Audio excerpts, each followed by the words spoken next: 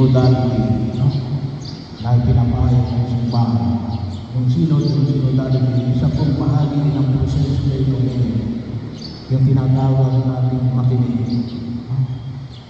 Makinig sa paanyaya ng Diyos sa pamamagitan ng pakikinig sa tao. Vox populi, vox Dei. Kung turusin yung democratic system, bahagi din yun. Kapag ikaw ay elect, yun ay kagustuhan ng Diyos, kagustuhan ng tao. Kasi na doon synodality, ang tawag mo namin ay conversation with the Spirit. Pag-usap sa Espiritu. Kaninong Espiritu? Ang Espiritu ng Diyos.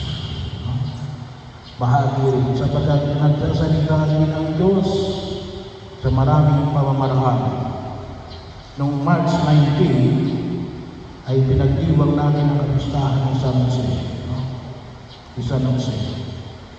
San Jose, bakit niya pinakasalan si Maria? Kasi nakinig siya. Pero saan niya narinig yung tinig ng Diyos? Sa panaginip. Sa panaginip. Kaya sana makita natin, makita natin yung higit na pagkilos ng Diyos. At sana maging gabay natin, lalo na sa panahon na ito, halos 2 buwan, na kayo ay nakakakabahan, kung kayo mananalo o hindi. Pero hindi nyo palagi yung biyaya ng Diyos. Kuminsan sinasabi ng iba, kapag naghirap, pinaparusahan ako ng Diyos. Hindi yun. Ang dulot ng Diyos ay kaligtasan. Yan ang simbolo ng Diyos. Kaya gusto niya tayo ay iligtas mula sa kasalanan na nagdudulot sa atin ng kapahamakan. Bakit ay naghihirap? Hindi sa gusto ng Diyos. Ngunit hindi tayo sumusunod sa Diyos. Sabi na namin, parang yung sabi nga natin ay ang mga alam ng apoy, doon pa nagpupunta sa may apuyan, ay di masusunog ka. Pero hindi gusto ng Diyos at tayo masunog. Yun kasi nakikita natin. Kaya bahagi yun, nawa yung ating pakipag-ugnayan bilang magdanahan sa maglingkod sa bayan ng Diyos. Bahagi yun ang kung saan makita natin, ngayon na sa panahon tayo ng Kwaresma na nagpapahanyaya sa atin ng alin.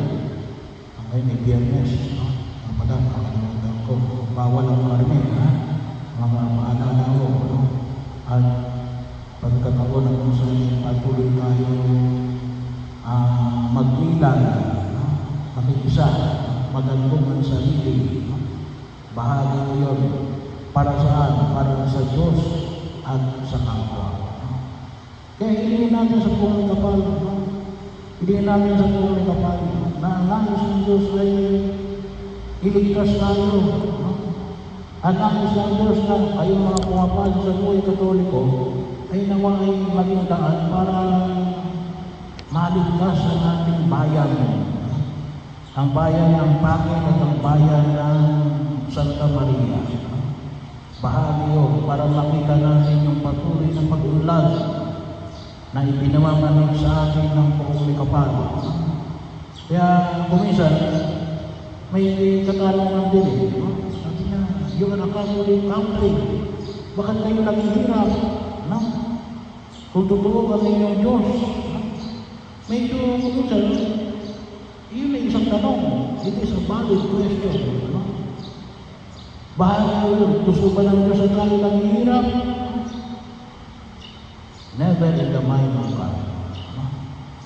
Bahagi yun, dapat po tayong mga Katoliko na tinuturing natin, ito yung tunay na Diyos, dapat kumikilos tayo at hayaan natin na gabayan tayo ng Diyos natin. Ipakita natin ang pagutang ng ating bayan. At yun po yun, malaking bahagi dyan ang ginagalawan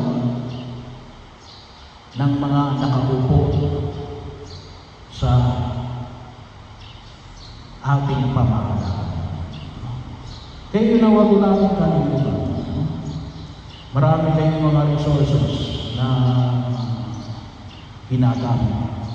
Isa ko sa mga bagay na wag natin kalimutan ay ang ating recourse to God, na siya naman magturo sa atin katulad ng kanyang paggabay kina Moises, kina Abraham, kina Joshua, sa mga uwes, sa mga taong higit na kung saan ay gumabay sa mga Israelita mula sa pagkaalipin sa Ehipto patungo